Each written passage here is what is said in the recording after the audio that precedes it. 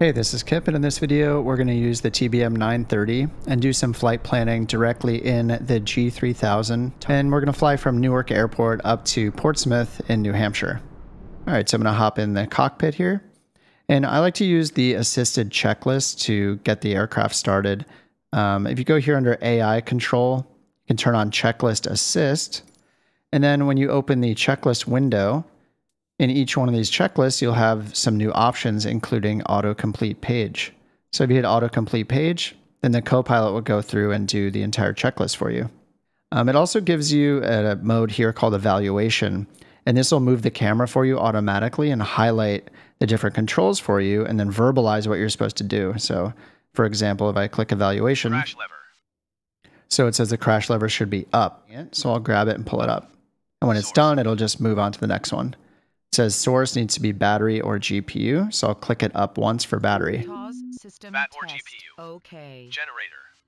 Generator needs to be on main. Do ice system light. So you can see that it'll walk you through step by step, move the camera for you. It's pretty nice. So I'm just going to auto-complete the rest of that. And I'm going to get it up to engine start and then do the after engine start checklist as well. And then we'll do our flight planning there on the G3000. All right, so now these engines started up, I'm going to go over to my browser and show you the flight plan. So I'm using SimBrief.com. This is another free site you can use to do your flight planning. This one's made specifically for use with sims. So here I put in our departure and arrival airports. And now I'm going to select the TBM. And then down here we'll see our routes. And it pre-selects one of the suggested routes for us.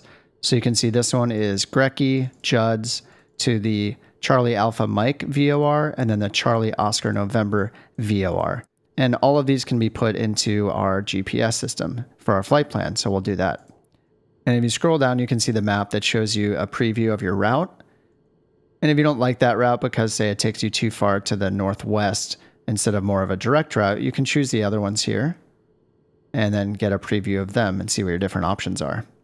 Now, none of these routes for this flight plan happen to suggest a departure or an arrival procedure, so we won't be covering those in this video, but I will request an ILS approach when we get to the Portsmouth airport, so we'll do an ILS approach at the end of the flight. So I'm going to go with this first recommendation here, which is Grecky, Judd's, to CAM and CON. And let's go back into the plane and put these into the Garmin. All right, so first we're going to hit Control-2 on our keyboard to zoom down into this view.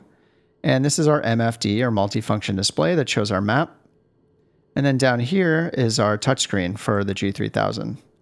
And we get to our flight plan by clicking the MFD button in the middle. So we hit this soft button right here on the right, and that'll bring us to the MFD homepage.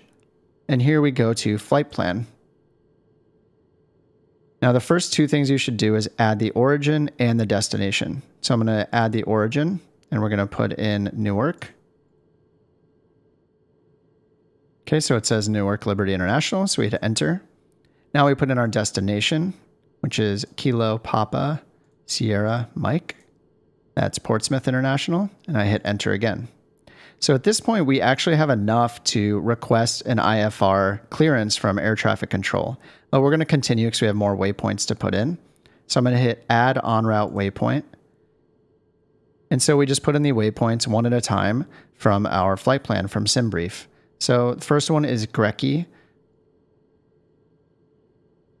After each one, hit enter, and it'll add it. Add on route waypoint again. Next is Judd's. Enter. And now I'm going to scroll down with this little scroll bar here and then add another en route waypoint. Next is the VOR, Charlie Alpha Mike. And we just hit enter. And you can see on this one that it's giving us 3 different options.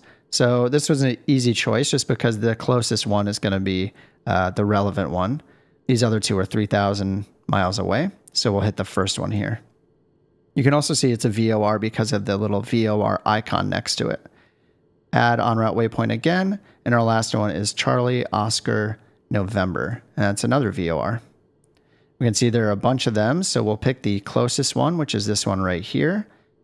So we have our waypoints in, and what we can do is just hit V on our keyboard to bring up this VFR map. This is a good way to be able to pan and zoom around more easily to see the completed flight plan. So this matches up with what we saw back in SimBrief, so we know this is correct. If one of these waypoints went way off in another direction, you know, we'd have a visual indicator there that we definitely picked the wrong CAM waypoint, for example, from the list. Now, like I said, this doesn't have any departure or arrival procedures as part of it, but if your flight plan does, you can add those by going back to the MFD home screen. And from here, you hit the procedure button, proc, right here. And this is where you can add departures, arrivals, and approaches. Now, the reason I had you first add the departure and arrival airport in the flight plan screen is because when you go to departure, arrival, or approach, it'll automatically have the airport selected for you if you've already entered them into the flight plan screen. So it'll save you a little time.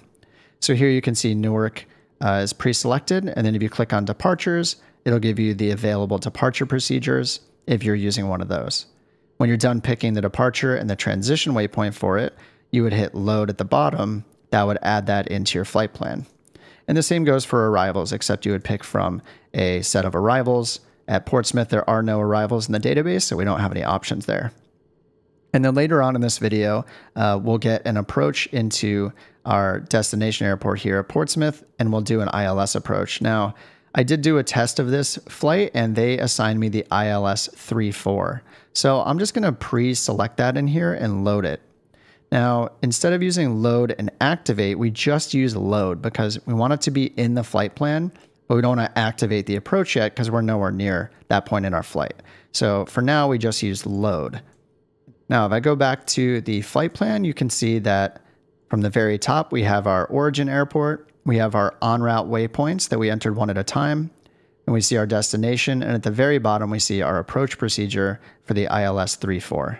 So we're taking a guess that we'll get the ILS 34. If they give us a different procedure, air traffic control could say to use a different one, we would go into the MFD and we would change our procedure from this one to the one that they assigned. Or we can request this specific procedure from the air traffic controller as well. So that's the whole flight plan. And what we're going to do now is hit Control 1, and then we're going to change our nav source here to make sure that we're using GPS for our nav source. By default, it's set to radio-based navigation source, VOR1, which is our nav1 radio. We want to click this soft button down here, active nav, a couple times to get it over to GPS. So that'll be magenta. And that corresponds to our GPS flight plan.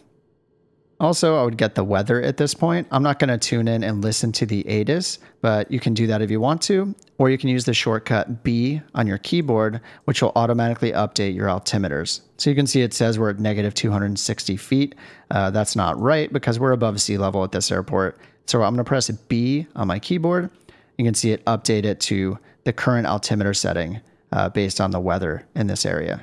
So it's 30.20, and it also updated the one up here on our backup instrument.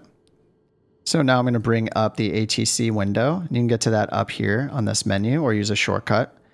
And Newark happens to have a clearance delivery frequency. So we're going to contact them. You may need to contact ground if the airport you're at doesn't have a clearance frequency. And if you're taking off from an untowered airport, you would wait until you get into the air, and then you would file your IFR flight plan with the nearest controller. But here's, because we're at Newark and it has clearance, we're going to go through the clearance frequency. And then here you can see this request IFR clearance, and we're going to do that. Newark clearance delivery day or November to 1 Kilo India Papa IFR to P's ready to copy. Dover November to 1 Kilo India Papa is cleared to P's airport as filed. All right, cleared as filed. Takeoff runway 22 right climb. 22 right. Climb and maintain 7,000 feet. Give us the departure frequency. And then tell us to squawk 3736 on our transponder. So I'm going to read that back, and the sim will automatically remember the departure frequency for us, and it'll automatically dial in our transponder code for us as well. Day or November to 1 Kilo India Papa cleared to P's airport as filed. And it said 7,000 feet, so I'm going to set my altitude here in the autopilot for 7,000 feet for our initial climb. All right, and they said to contact ground when we're ready to taxi. Newark ground, day or November to 1 Kilo India Papa with Quebec ready to taxi IFR. Dover, November 21 Kilo India Papa taxi to and hold short of runway 22 right by taxiway Foxtrot Echo Romeo Bravo Alpha November Bravo Romeo across runway 29er Romeo Zulu. Contact tower on 118.3 when ready. So these kind of like very like verbose and kind of unrealistic taxi directions. This is a big reason to have the taxi ribbon turned on in the sim. I would definitely recommend using it. If you hit escape and go to assistance and then go under navigation aids, you can enable the taxi ribbon right here. And what that'll do is draw a blue line on the ground. So when we look here, you can see this blue line that'll lead us to all the correct taxiway routing that they gave us, so we don't have to worry about zooming into signs or anything. All right, so now we're going to taxi over to the runway, and then we'll contact the tower once we get there.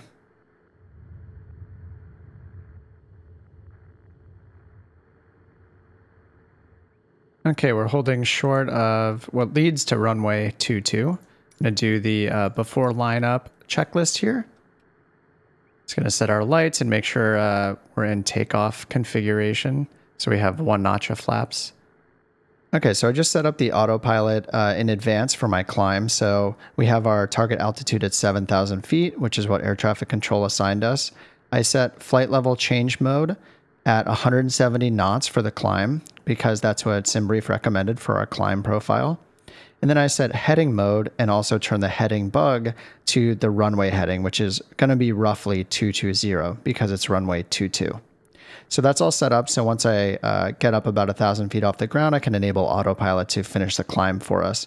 If you don't know how to use the autopilot in the 930, check out my video linked below and linked in the top right now to learn the basics of the autopilot in this plane. All right, so we're all set up on runway 22 right, so we're going to give it full power and take off.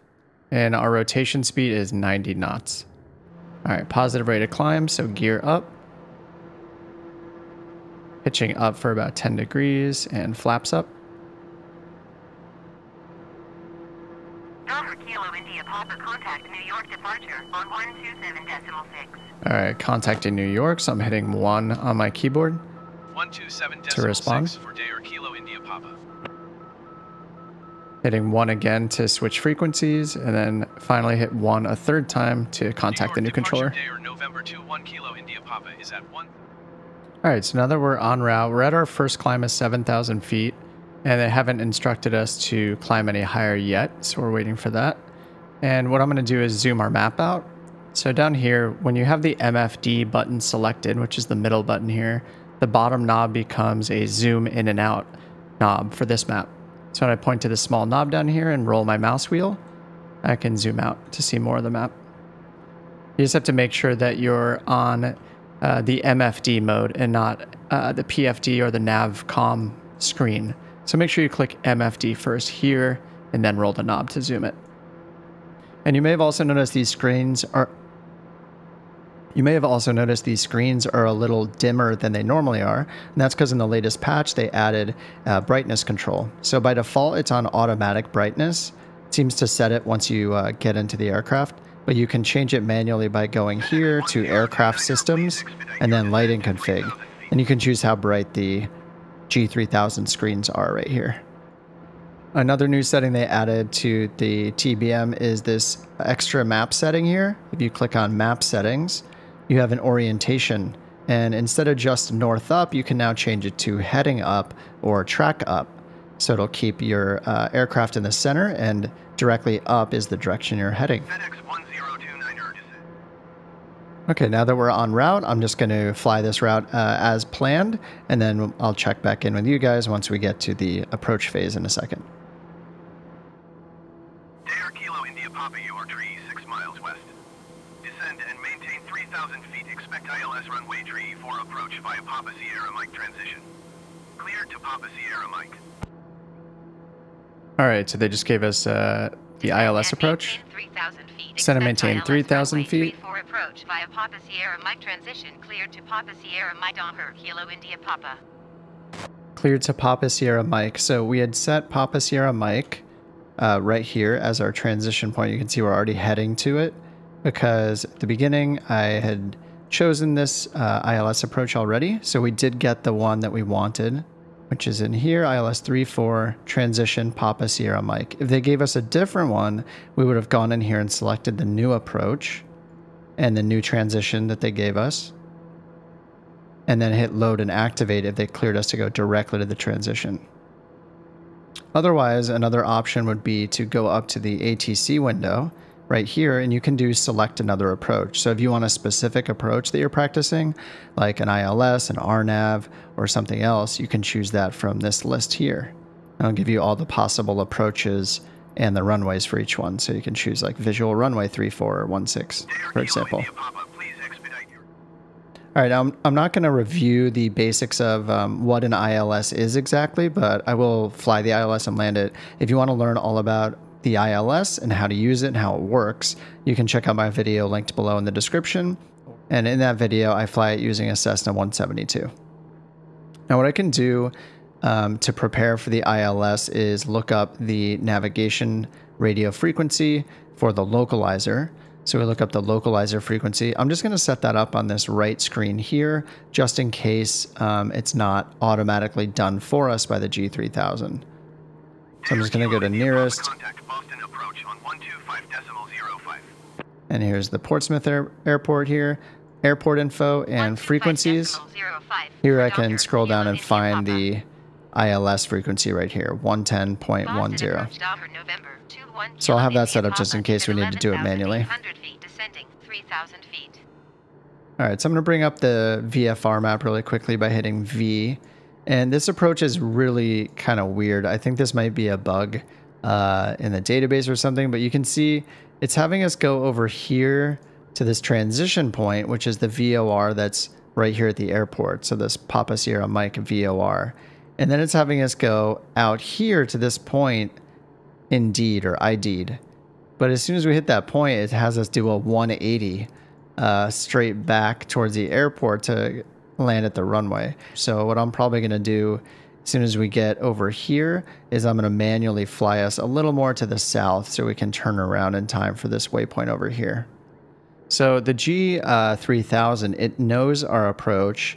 It knows that the approach is going to start here at this ID'd fix. So as soon as we make this turnaround right to here, when we cross over ID'd, it should automatically switch us from GPS mode over to use localizer 1 as our nav source and automatically set the localizer frequency into our nav 1 radio. So we just crossed perpendicular to ID'd this waypoint here, and you can see it's already switched over to the localizer. And now that it's using the localizer for the horizontal guidance, when I switch to nav mode, it'll line us up with the localizer automatically. All right, so I'm switching to nav mode now, so it'll complete this left-hand turn for us. And the last thing I'm going to do with the autopilot is arm approach mode. And when you're following an ILS, you arm approach mode so that the autopilot will capture the glide slope right here. So we now see the glide slope diamond, so that means that the glide slope is above us. All right, now we're still about to make that right turn, but at the same time, the glide slope's coming down. So you'll see this white GS turn to a green one. See, it's holding our altitude right now, but soon that'll go away and it'll just say GS and be green because it's now capturing it. And that's what's going to handle our altitude. There it goes. So now you see it's pitching us down. And it'll keep doing that as it lines us up with the localizer horizontally right here. All right. Runway 34 Kilo India Papa. Let's say wind 216 at 14. So we have a crosswind out of the left side. So you can see the autopilot's doing a good job aiming us a little bit to the left here. So to compensate for that wind. You can actually see that wind right here on our map, on our MFD right there, 27 knot wind from the left. And also you can see the PAPI lights on the left, so we know our descent is good, 2 white and 2 red. So we'll just keep watching that as well. All right, now it's 3 white, so we're a little higher than we should be. Okay, we're at 530 feet. So if we were if there was cloud cover or fog or something crazy where we couldn't see, we could take this all the way down to 284 feet and go missed if we couldn't see the runway at that point. But obviously right now we can see the runway. All right, there's 280. All right, so I'm going to turn off the autopilot. Keep us aimed down here. And just watching the PAPI lights, looking at the end of the runway, watching our speed, pitching up a little bit. We're a little bit fast, pulling more throttle out. Okay, I'm going to idle now. Just pulling up, keeping us floating as long as I can here.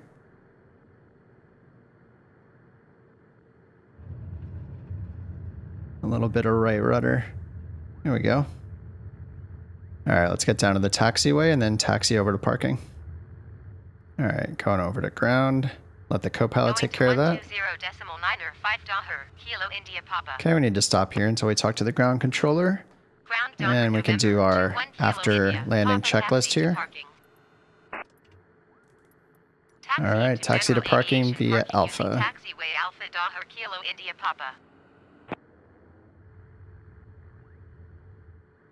Alright, so we're parking and shutting the engines down. Hope you found this video useful in learning how to do a flight plan directly in the G3000 and the TBM 930. If you have any comments, questions, suggestions, please leave them below. Thanks so much for all the comments as usual, and I'll see you next time.